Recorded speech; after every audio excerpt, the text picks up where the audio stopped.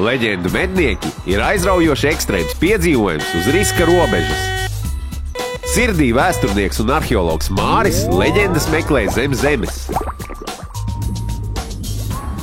Niršanas guru Horens tās atrod ūdenī.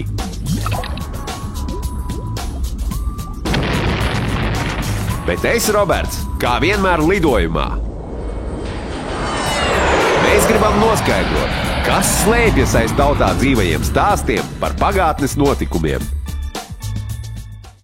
Daudzus gadus atpakaļ kāda saimniece gājusi uz pļauju govis laukt un mājās atstājusi mazu bērnu, slaukusi govi un izdzirdējusi bērnu raudam.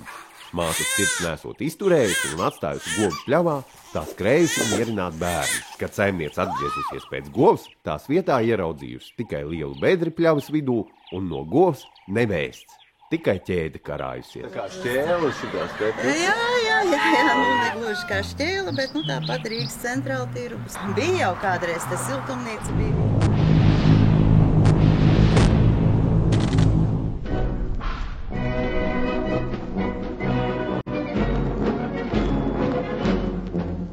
Ganz einsam und verlassen.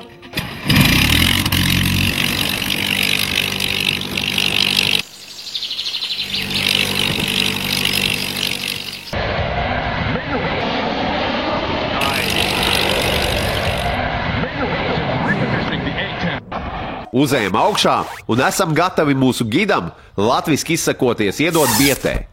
Gribam savu naudu atpakaļ. Lai arī neesam gūši skaidrus pierādījumus spoka eksistencei, gribam noskaidrot, kāds notikums ir radījis šo stāstu.